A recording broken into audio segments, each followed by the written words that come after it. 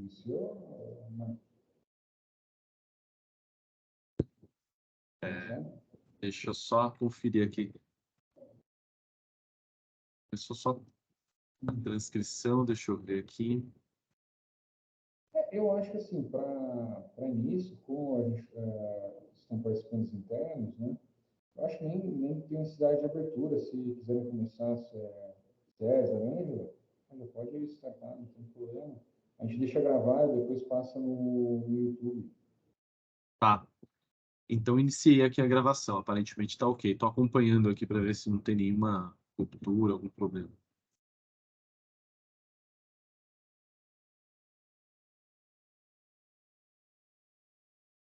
Então, pode começar, Celso.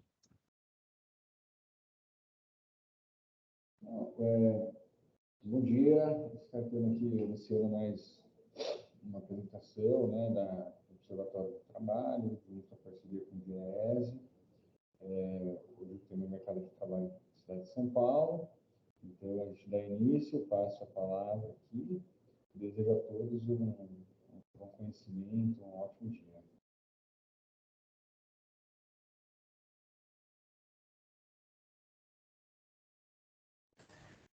Bom dia a todos e todas. César, você pode subir a apresentação, por favor? A gente vai apresentar um estudo que a gente fez sobre informalidade e mercado de trabalho no município de São Paulo. Mas antes eu vou começar apresentando quem nós somos, né, o Observatório do Trabalho, e em seguida eu passo a palavra para o César para fazer a apresentação das informações. O Observatório do Trabalho é uma parceria, né, uma parceria entre o DIEESE e a Secretaria do Trabalho para subsidiar as políticas públicas de emprego, trabalho e renda, empreendedorismo, com informações sobre o mercado de trabalho. Então, a gente produz indicadores, análises, estudos para subsidiar a tomada de decisão da Secretaria na elaboração das políticas públicas. O observatório está estruturado em 3 eixos, né, principais, que é a elaboração e disponibilização das informações, a elaboração de análises e formação e apoio ao diálogo social. No primeiro eixo, né, produção e disponibilização de informações, a gente tem 2 objetivos principais, né, que é... Desculpa, gente, só um minutinho. Desculpa. Elaboração de dados e indicadores e a construção e a divulgação do site e do SIGWeb, que é o site do Observatório do Trabalho de São Paulo, que é saopaulo.diese.org.br. Lá a gente disponibiliza uma série de indicadores regionalizados, tem uma abinha lá que é possível selecionar informações, indicadores por distrito no município de São Paulo, né, dados da RAIS, da Relação Anual de Informações Sociais do Ministério do Trabalho, por distrito, e outras informações.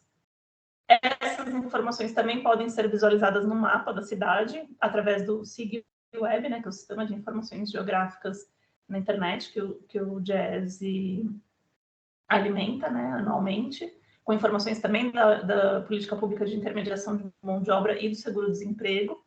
Tá?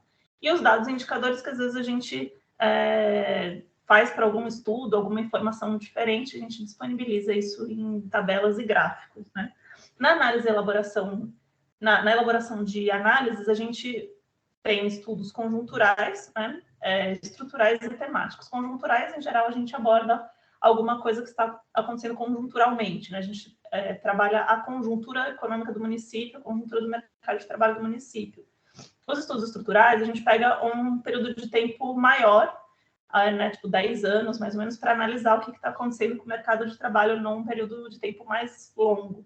E os temáticos, a gente escolhe um tema em conjunto com a secretaria para abordar. Então, a gente já teve, por exemplo, inserção dos negros no mercado de trabalho, inserção das mulheres.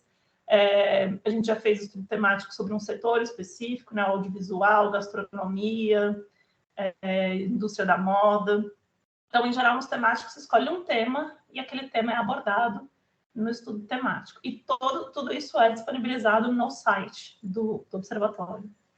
E no eixo de formação e apoio ao diálogo social, a gente faz oficinas, cursos, seminários e participação em reunião dos conselhos, que a secretaria faz parte, né? Essa oficina está dentro desse terceiro eixo, que é toda vez que a gente elabora um estudo, a gente apresenta esse estudo para os diversos atores sociais para qualificar as informações que a gente levanta, né? A partir da experiência dos atores sociais na elaboração da política pública, na vivência da política pública, na vivência do mercado de trabalho no município. E a gente apresenta essas informações levantadas para qualificar, ajudar a gente também a entender um pouco mais como que podem ser interpretadas essas informações, né? Então, a gente está hoje nessa oficina, essa oficina está dentro desse eixo, e a gente tem, portanto, como objetivo, pode passar, César, por favor, apresentar, então, as informações desse estudo específico que a gente fez sobre o mercado de trabalho e informalidade, qualificar essas informações com todos vocês, né? Então, podem sintam-se à vontade aí no final para fazer intervenções, comentar alguma informação, tirar dúvida, enfim. A gente pega tudo que foi comentado, tudo que foi trazido e sistematiza em um novo relatório, né, num produto que a gente entrega depois para a Secretaria do Trabalho, para a Prefeitura, para ter isso como subsídio também para a sua atuação. Pode passar. Bom, então a gente vai entrar já nas informações, mas antes de começar a apresentar as informações do estudo, eu queria apresentar os principais conceitos assim, dos segmentos do mercado de trabalho, né? A gente chama de segmentos populacionais, porque a gente vai trabalhar muito com essas categorias aqui na apresentação, e aí é sempre legal retomar e relembrar o que a gente está falando, né? Então, a gente tem, por exemplo, população total. No caso, a população total pode ser do Brasil, ou do município de São Paulo, ou de alguma localidade, né? Aqui, no caso, a gente trabalha muito com o Brasil e município de São Paulo, comparando a evolução dos dois. Daí, a gente tem, dentro da população total, a gente tem a população em idade ativa, que é considerada população em idade ativa, as pessoas que têm 10 anos ou mais de idade. Todo mundo que tem 10 anos ou mais de idade estaria na população em idade ativa, que é considerada como uma população que olha, gente, muito que estaria apta para o mercado de trabalho, né? Mas uma criança de 10 anos não está apta ao mercado de trabalho, então a gente faz recorte de 10 anos ou mais. Você quer falar alguma coisa, César? Desculpa. 14 anos.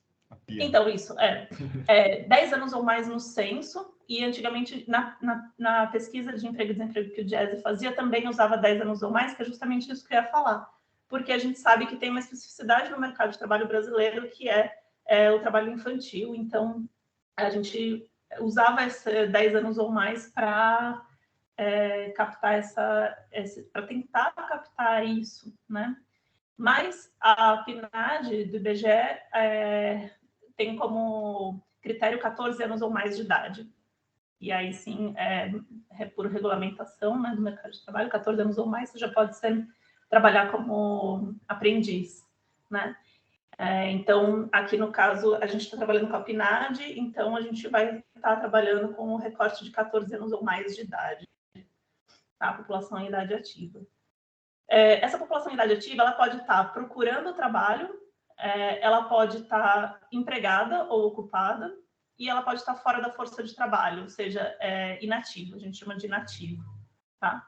Se ela tiver ou procurando emprego, ou empregada, ou ocupada, que a gente fala, porque não necessariamente a gente tem um emprego com carteira de trabalho assinada, a gente pode ter várias formas de ocupação, como a gente vai ver aqui depois, né? Se estiver procurando emprego ou ocupado, está dentro da força de trabalho ou população economicamente ativa, tá?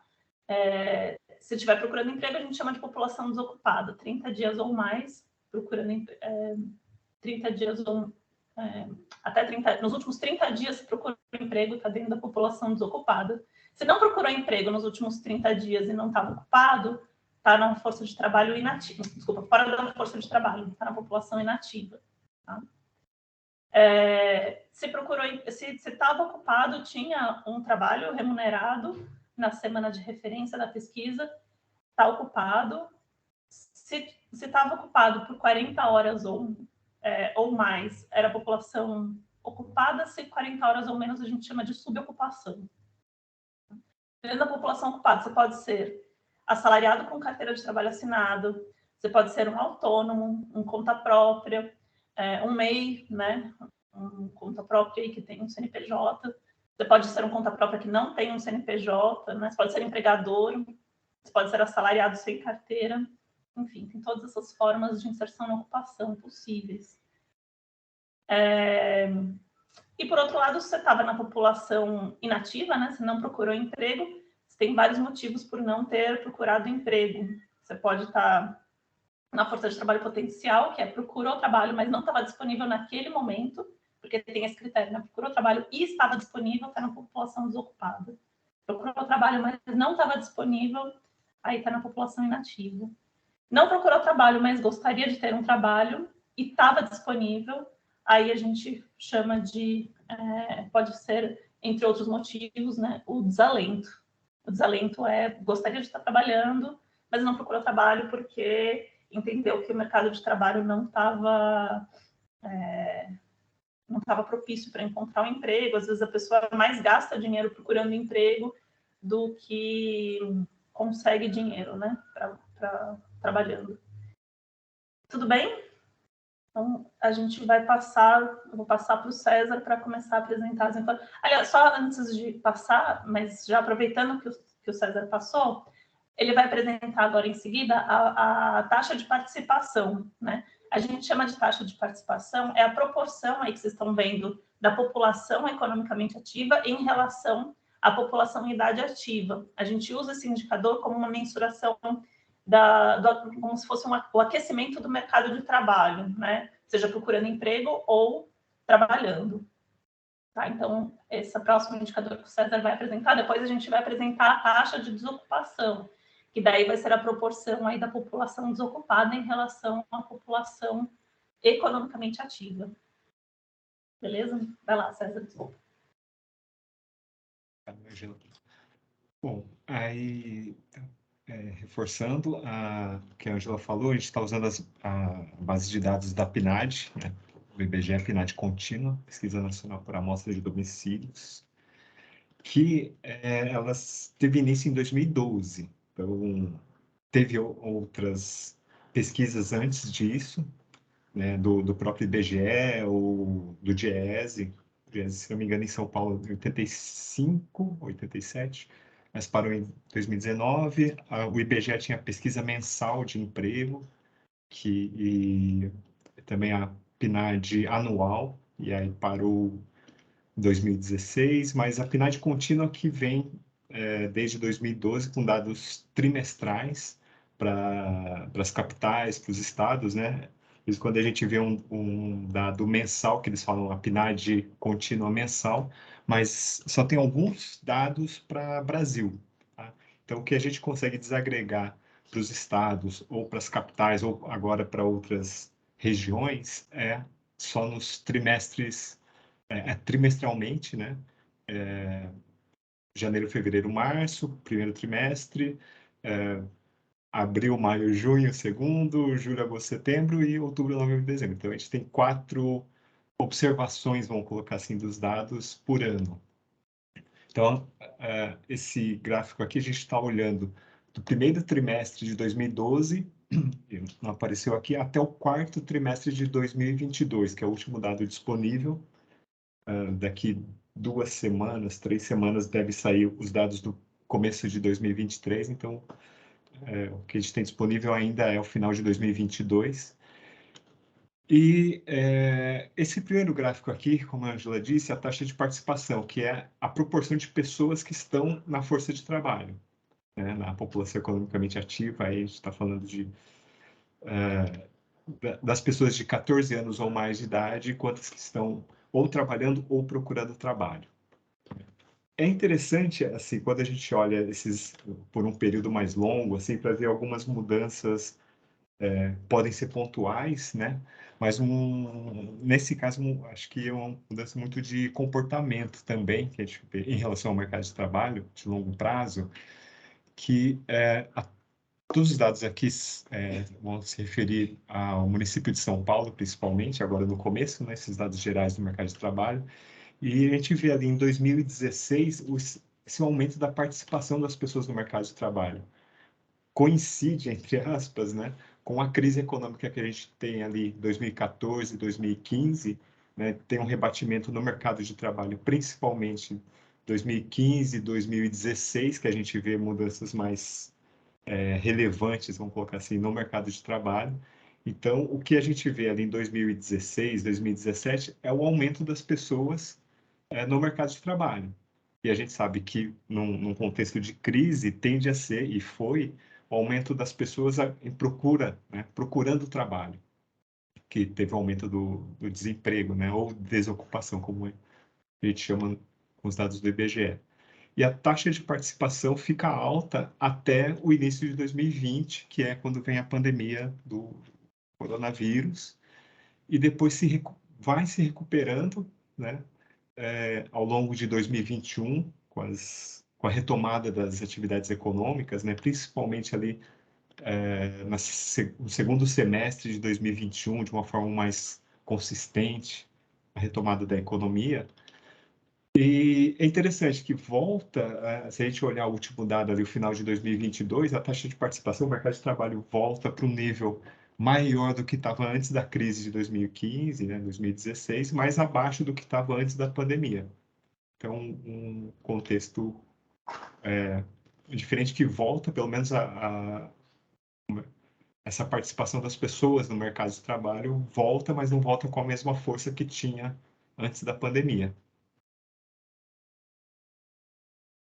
E aí, isso também vai refletir nessa participação das pessoas no mercado de trabalho, vai refletir na taxa de desocupação. Então, reforçando que a gente usa várias vezes esse termo, né, taxa de desocupação, que também é conhecido como taxa de desemprego, muitas pessoas usam como um sinônimo, a gente também usa como sinônimo, né, mas se a gente olhar do ponto de vista da ocupação, a taxa de o termo, né, a taxa de desocupação vai estar mais apropriado das pessoas sem trabalho, né, que estão procurando trabalho. E tem um pico ali durante a pandemia, chega a 18% em São Paulo, e depois vem recuando com um nível bem menor que antes da pandemia, né? Não volta ao nível de antes de 2015, 2016, mas ainda é o melhor desde 2016, 2015, a taxa de desemprego ou de desocupação em São Paulo.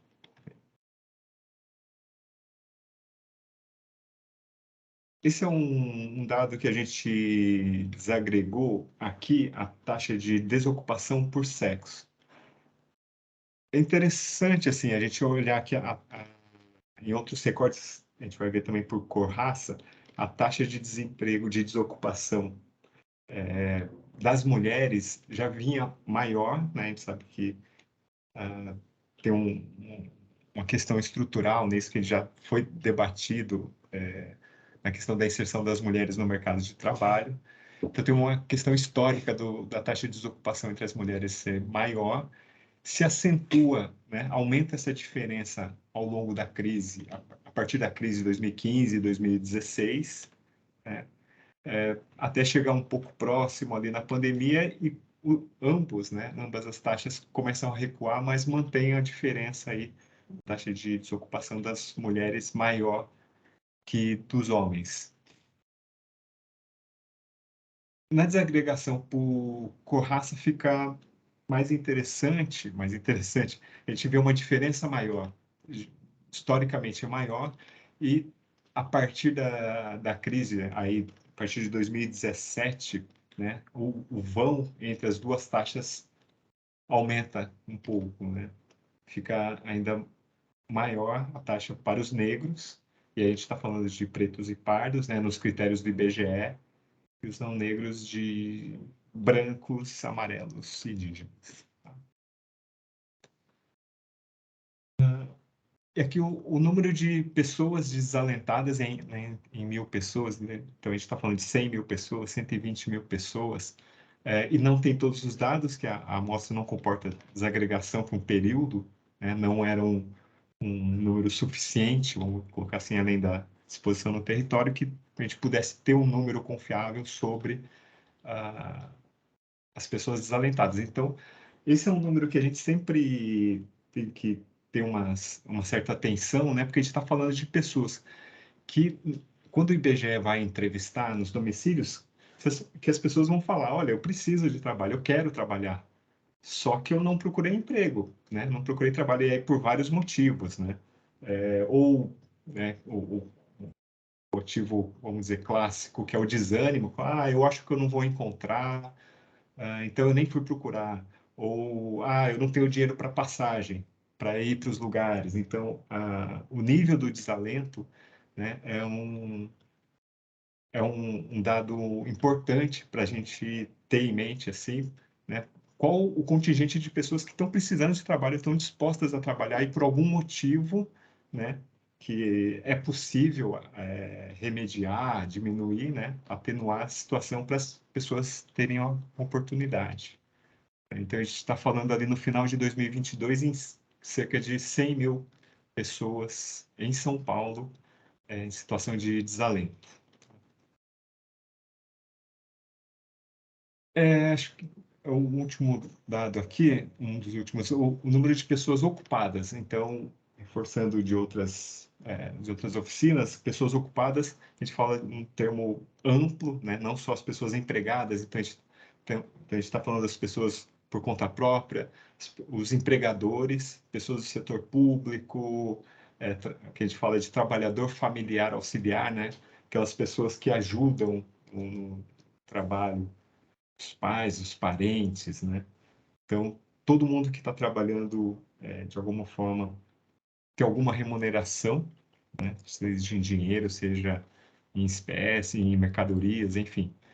E é interessante a gente olhar que depois da pandemia se recupera o número de pessoas ocupadas num nível, né, no nível mais alto da série histórica. Claro que a gente tem uma questão do aumento da população ao longo do tempo, mas o que a gente está olhando aqui é postos de trabalho, pessoas que estão trabalhando. E isso é bem interessante de ver que em 2022 é o maior nível da série histórica. Isso contribui, de um lado, para a taxa de desocupação estar baixa, está menor do que o período anterior da pandemia, só que como a gente tem mais pessoas no mercado de trabalho, né, uma taxa de participação mais alta que antes da crise de 2015, 2016, então a taxa de desocupação também ainda é maior do que antes da crise.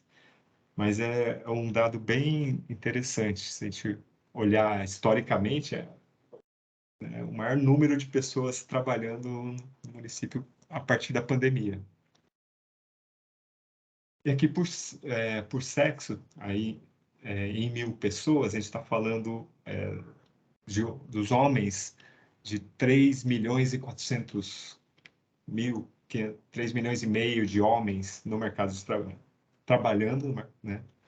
E das mulheres, 3 milhões de mulheres. E nos dois casos, está no maior nível da série histórica. É interessante. Agora, quando a gente desagregou por cor raça, aí a gente tem ali entre os negros, a linha azul, o maior nível de ocupação da série, né? 2 milhões e 600, 2 milhões e 700 pessoas, e entre os não negros não é a maior série. Isso é um dado interessante que, na verdade, já vinha, se a gente olhar a partir de 2014, 2015, acho que a gente pode falar numa tendência de redução das pessoas não negras trabalhando, né? E a partir da pandemia de 2020 tem um aumento, mas não volta no nível de 2013 e 2014. Isso é bem interessante, mas entre os negros há né, excetuado ali pelo período da pandemia, uma tendência crescente de ocupados. Aqui a gente desagregou por faixa etária, ficou bem desagregado. Quando a gente, aí num gráfico fica mais difícil de ver. mas eu vou destacar a faixa etária de 60 a 69 anos de idade, que é essa laranja, é a segunda de baixo para cima, que é um segmento que, né, e também a linha de baixo, azul marinho, de 70 anos ou mais, né, que a gente sempre vê aí esse aumento que a gente ouve de notícias e alguns dados, o aumento das pessoas de mais idade trabalhando, né, no mercado de trabalho. Isso tanto pelo envelhecimento da população, né, e uma propensão, vamos dizer assim, quem pode, dos mais jovens, de se tentarem se qualificar mais, né, aumentar a escolaridade antes de entrar no mercado de trabalho. Então, pode gerar esse aumento, esse aumento de oportunidade para as pessoas de mais idade. Aqui, embora a gente não consiga ver exatamente os números, mas a gente está falando dessa população de 60 a 69 anos de idade, de 300 mil pessoas para 500 mil pessoas, né? Não ainda, está bem abaixo das outras faixas populacionais, né? As faixas etárias, mas é uma tendência, parece ser uma tendência até pelo envelhecimento da população, né? As pessoas estão prolongando também a dificuldade, muitas vezes, de se aposentar, né? E vão ficando mais tempo no mercado de trabalho. Então, a gente olhar, né, a questão das ocupações que vão estar ou estão abrindo postos de trabalho e o perfil, né, das pessoas, questão de qualificação, enfim. Acho que entram vários fatores quando a gente olha também essa faixa etária. Interessante. Bom, entrando na parte do trabalho informal, porque a gente fez um estudo agora em abril para levantar algumas informações sobre a informalidade, né? Que a gente combinou, né, Luiz, a gente vai fazer uma segunda oficina que a gente vai aprofundar os dados de informalidade, inclusive um debate, acho que vai ser bem interessante para a gente abrir o debate sobre as políticas públicas, né, de combate à informalidade. Acho que, né, então, aqui a gente vai apresentar os primeiros dados, vamos colocar assim, né, de uma forma, os dados mais gerais sobre o trabalho informal em São Paulo, tá? Uma coisa, primeiro, para a gente ter uma ideia, a taxa de informalidade comparando o Brasil, município de São Paulo, que é a linha azul aí, e Brasil. Só comentar que depende, assim, a gente vê muito nos estudos de mercado de trabalho mudanças de critérios sobre o que é informalidade, né? Do que se considera informalidade, está considerando tipo de ocupação, tipo de trabalho, um tipo de inserção no mercado de trabalho como informal ou não, né? Nesse estudo, a gente adotou o critério que o próprio IBGE tem divulgado, né? Que acho que é uma forma da gente também comparar com outros recortes que o IBGE faz. Então, o que a gente está chamando de trabalho informal aqui? Tá? O trabalho dos empregados do setor privado sem carteira assinada, tá? Trabalho doméstico sem carteira assinada, empregadores sem CNPJ e trabalhadores por conta própria sem CNPJ também, tá? E o trabalhador familiar auxiliar, essa pessoa que está ajudando num negócio, numa empresa, sem estar registrado, né? É bem, o nome, eu acho que diz, né? O trabalhador familiar e auxiliar, trabalhador familiar auxiliar. Então, essa questão do empregador sem CNPJ e o trabalhador por conta própria, se a gente for olhar os outros, a gente encontra outros estudos sobre o mercado de trabalho que não adotam esse critério do IBGE. Então, o que a gente sempre fala, assim, pode ter mudanças, né, do patamar da taxa de informalidade ou nos diferentes estudos, mas que é importante a gente ter os estudos estarem claros sobre quais são os critérios para poder se reproduzir o dado, para poder se comparar com outros estudos, com outros dados, tá? Bom, então o que a gente está vendo aqui, voltando, é que a informalidade em São Paulo, né, é menor que a média do Brasil. Se a gente olhar, a média do Brasil é bem, né, pessoalmente, acho bem alta, cerca de 40% do trabalho, dos trabalhadores ocupados no Brasil estão na informalidade, né, são esses critérios. Em São Paulo, cerca de 32%, né, quase um terço dos ocupados, a gente está classificando como um trabalhador informal em São Paulo. E a gente foi olhar o rendimento médio, é o que a gente, né, já esperava, o que a gente sempre vê, que o rendimento do trabalho formal ele é maior que do trabalho informal. Isso desde 2012 a gente vê bem. E a gente foi comparando o município de São Paulo com o Brasil, e é interessante a gente olhar assim que o rendimento do trabalho informal em São Paulo, que é essa linha vermelha, ela está praticamente no mesmo nível do rendimento do trabalho formal do Brasil, na média nacional. Então, não é uma coisa. É uma questão de comparação, porque se a gente olhar mesmo, se a gente comparar o trabalho formal de São Paulo, é muito maior, né? A gente está falando de, em geral, mais de R$ 5.000. Isso, toda a série foi colocada no mesmo valor, né? Mesmo, foi deflacionado para o último dado, para o último quarto trimestre de 2022. Então, o trabalho formal em São Paulo gera um rendimento de cerca de R$ 5.000, né? O trabalho informal de 3.200, mais ou menos, em São Paulo, que é a média do rendimento do trabalho formal nacional, né? E o trabalho informal no país não chega a R$ 2.000. Então, tem uma diferença bem relevante entre essas, né? Entre as categorias e entre as localidades, vamos colocar assim, né? Então, como a gente está olhando também Brasil como um todo, o rendimento em São Paulo acaba puxando para cima. Se a gente fizesse um rendimento Brasil menos São Paulo, seria menor ainda, se a gente olhar esses critérios, né?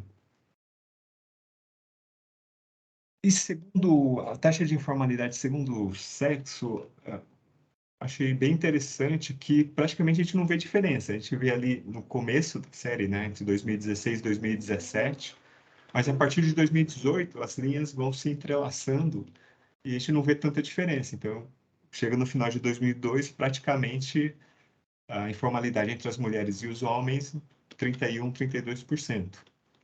Né? Bem interessante. Agora, por faixa etária, tem uma diferença bem acentuada, assim, da população de 60 anos ou mais. A gente fez um recorte menor por faixa etária para conseguir desagregar, né, o trabalhador informal. Então, entre as pessoas de 60 anos ou mais, a informalidade em São Paulo chega a 50%.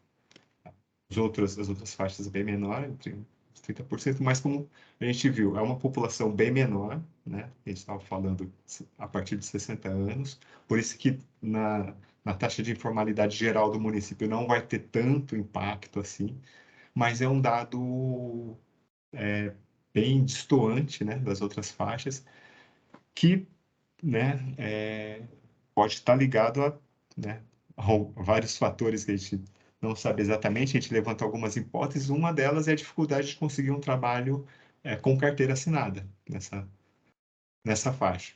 Muitas vezes a pessoa consegue se aposentar e continua no mercado de trabalho, mas ela não pode ter prefere não ter um vínculo, enfim, por algum motivo, carteira assinada, e acaba ficando como um critério de informal, né? Abre uma outra empresa, mas ou presta serviço sem CNPJ, então cai no critério da informalidade. É um segmento que a gente pode olhar com mais atenção, né? Com mais profundidade nisso, das pessoas de 60 anos ou mais, para outros critérios, né? Para a gente fala de desenhar, né? A gente olha por vários ângulos para entender melhor essa população que tende a crescer pelo envelhecimento da população. Por outro lado, não, mas a desagregação... Opa, o título está errado aqui, que não é segundo a faixa etária, é segundo a escolaridade, tá? O nível de instrução aqui. E a seta que a gente destacou aqui é a menor taxa de informalidade dentre os níveis de instrução, tá?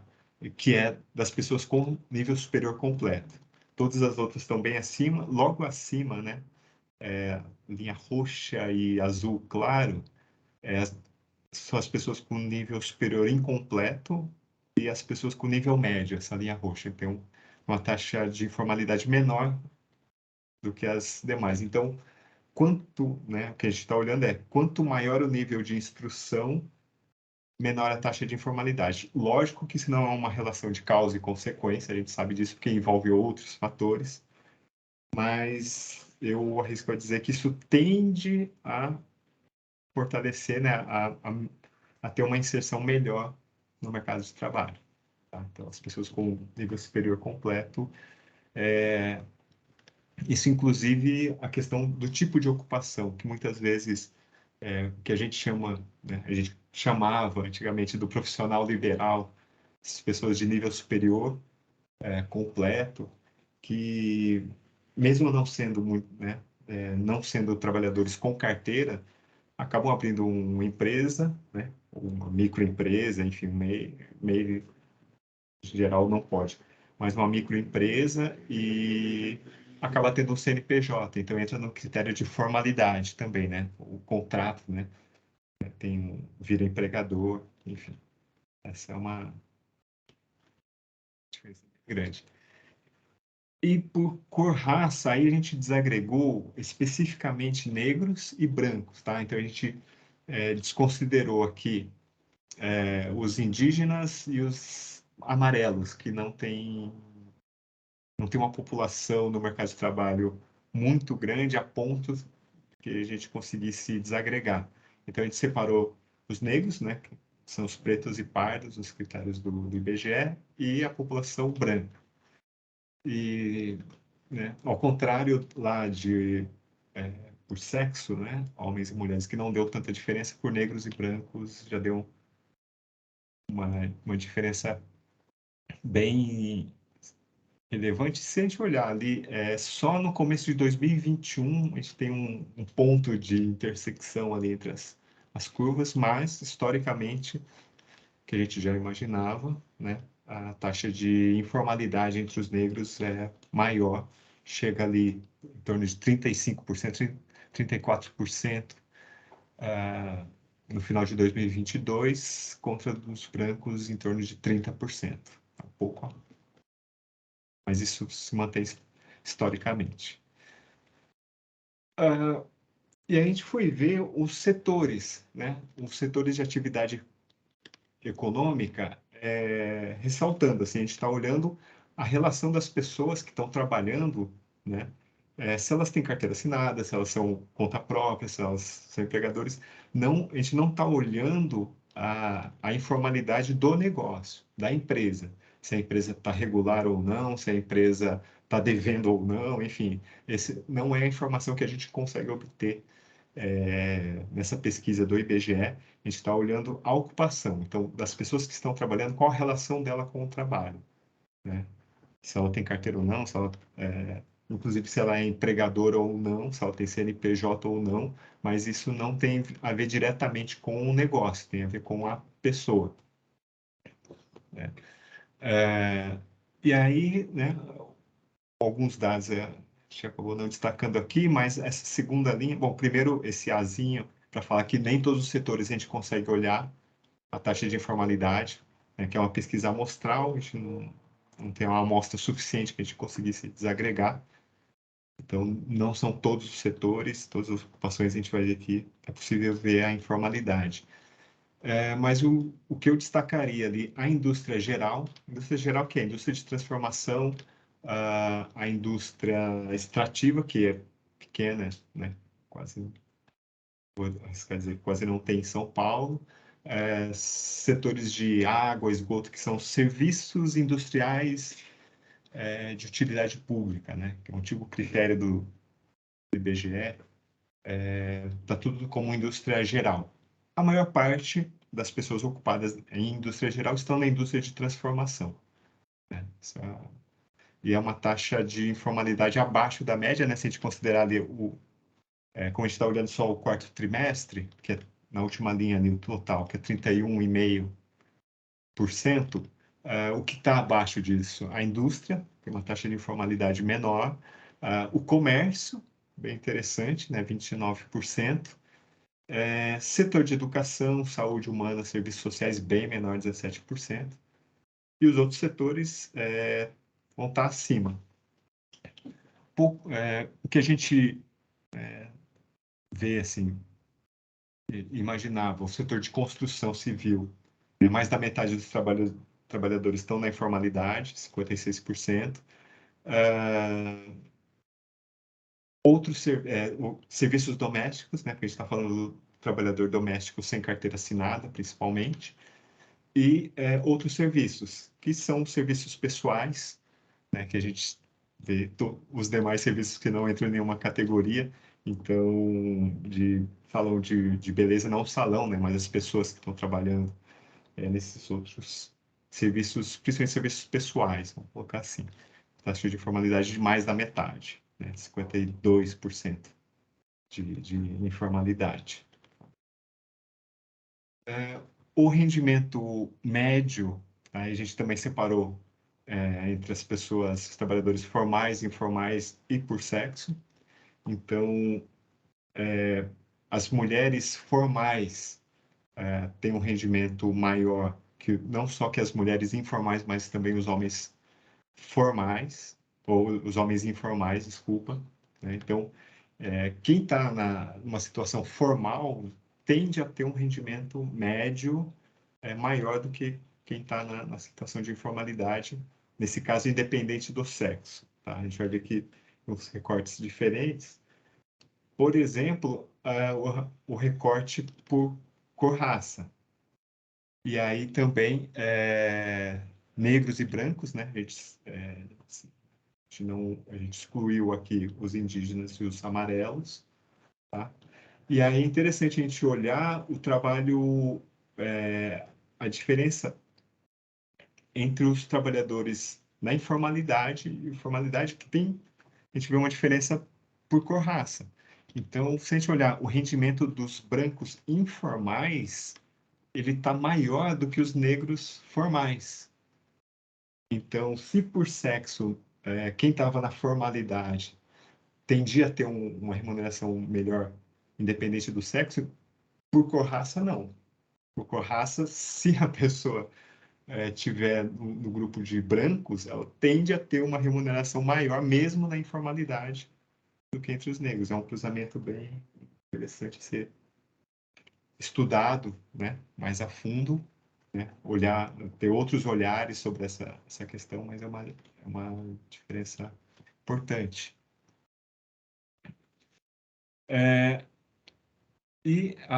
Aí, numa parte do estudo, a gente fez um recorte, olhando só o último trimestre de 2022, especificamente sobre a desagregação por cor-raça, tá? Vários critérios da informalidade, tendo como pano de fundo a separação por cor-raça, negros e brancos, tá? Então, a taxa de informalidade aqui entre os brancos era menor, isso o quarto trimestre de 2022, entre os brancos, homens e mulheres, né? Mesmo as mulheres brancas, embora maior que dos homens, ainda era melhor que dos negros, tanto homem quanto mulheres. Tá? Por faixa etária, o que chama mais atenção a terceira coluna, que é a taxa de informalidade dos negros com 60 anos ou mais de idade, né? 63%. A gente viu lá que a média do município era cerca de 50%, Então, entre os negros é mais ainda, 63%, puxando para cima. E se a gente for comparar as duas faixas etárias, cada faixa etária separadamente, a gente vai ver que entre os negros é maior que dos brancos, né? Isolando cada faixa etária. É isso. Não sei se todo mundo tem os nossos contatos e também aqui destacando o que a Angela comentou, o site do Observatório, né, saopaulo.diese.org.br, e os contatos da Angela Tepacê, aí meu, César aqui, Diese, quiser entrar em contato. Obrigado.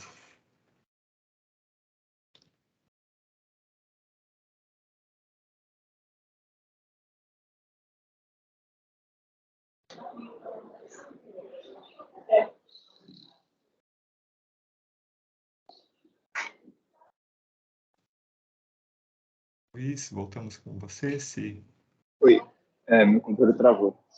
podemos... Travou aqui. Vocês não escutam, gente? Meu computador travou aqui, minha tela tá toda travada.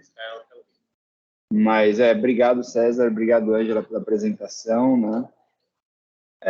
Agora seria o caso, se alguém tiver algum tipo de pergunta, alguma dúvida, se quiser fazer algum comentário, fica aberto aí para vocês fazerem.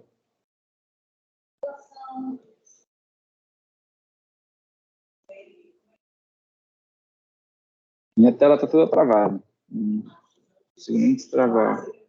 Tenta o Ctrl Shift M.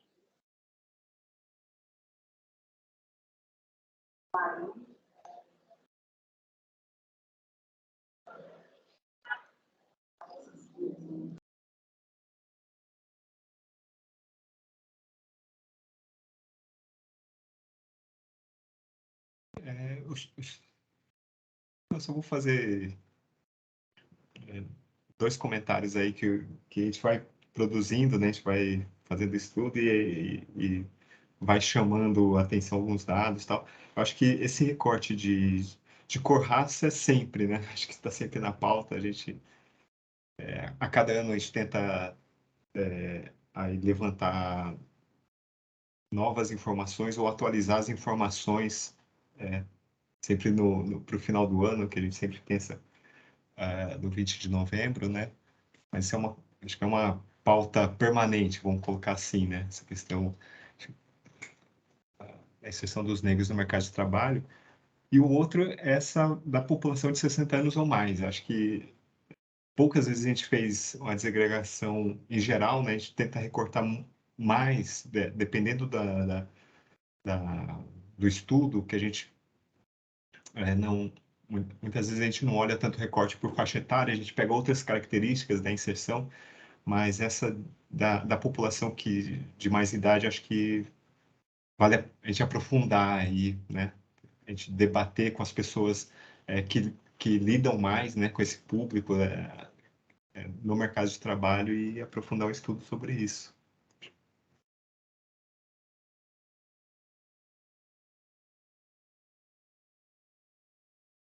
Uma outra coisa interessante que a gente pode conversar depois, em algum outro momento, que é a composição, né? Quando a gente fala da informalidade, como o César falou, o indicador ele é composto tanto por trabalhador assalariado sem carteira, como conta própria que não tem CNPJ.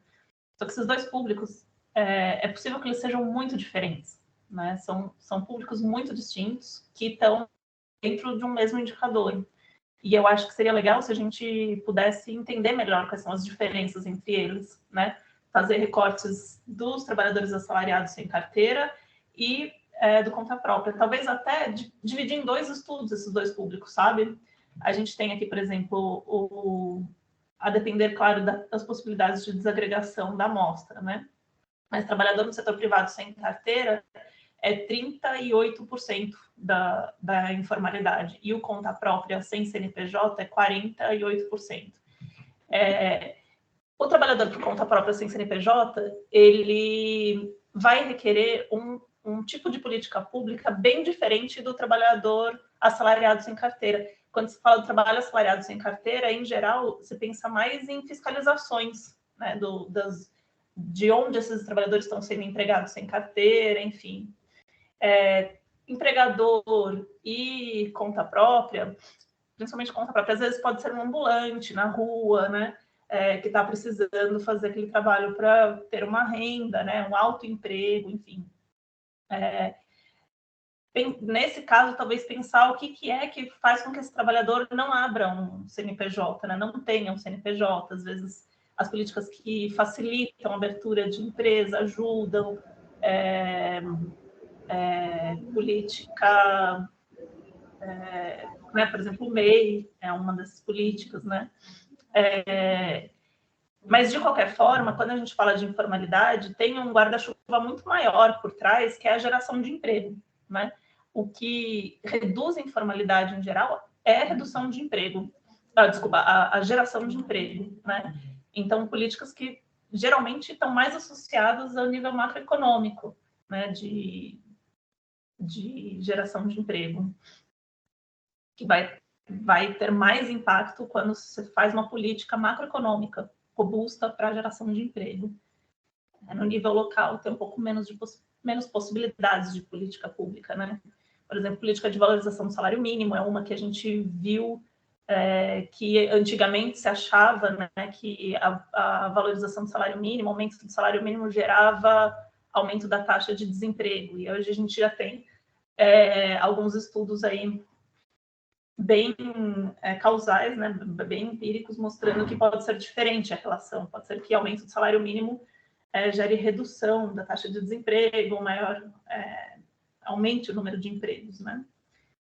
Enfim, só comentando um pouco mais aí sobre essa questão de existe um público bem diferente dentro dessa mesma taxa chamada de informalidade. E esse público diferente talvez mereça ser olhado separadamente para pensar políticas públicas distintas aí dentro, né? É isso. Obrigado pelos comentários, Ângela, César. Alguém mais tem algum comentário? Fazer algum tipo de inserção? Pessoalmente, achei muito interessante a questão da... Desculpa, alguém quer falar? Bom dia, sou eu, a Cleia. Bom dia, CDE. Bom dia, Cleia. pessoal do DS, Ângela, César. Eu gostaria muito de saber a respeito de como que vocês trazem esses dados já do IBGE, mas nós temos algumas políticas dentro da SMDET referente às pessoas de operação trabalho, transcidadania. Vocês cruzam essas informações? Essa pergunta não só para o Jazz, mas também para o Luiz Felipe. Vocês analisam também esses trabalhadores que fazem esses serviços por contrato?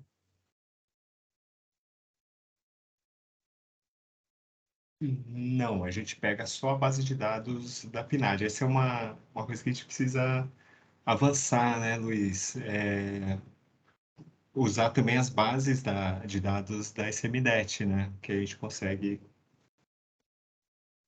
fazer estudos mais específicos, né? Com o público atingido, né? Sim, eu acho que entra em outro âmbito, né? Outro produto, talvez dentro do contrato, mas sim, seria bem importante a gente olhar para o público das políticas. É uma questão interessante. A gente está pensando no futuro.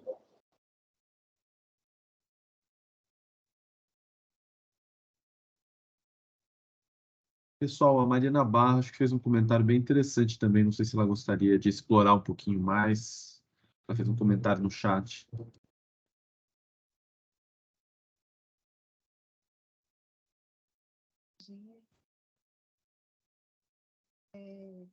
Na verdade, foi só um comentário no sentido de, já que vocês me achados desse...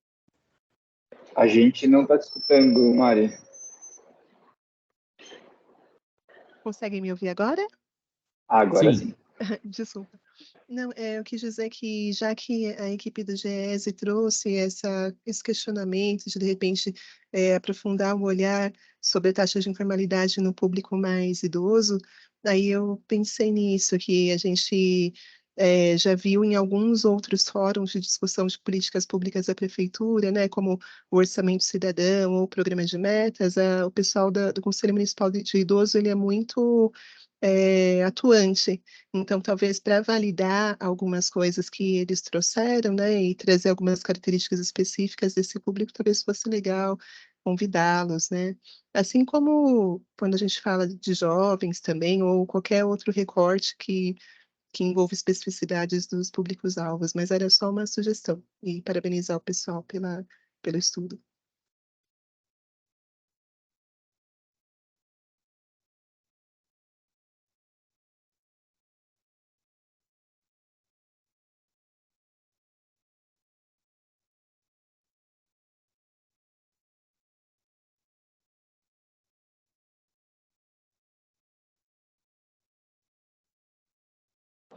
Pessoal, alguém tem mais algum questionamento, algum comentário, alguma pergunta?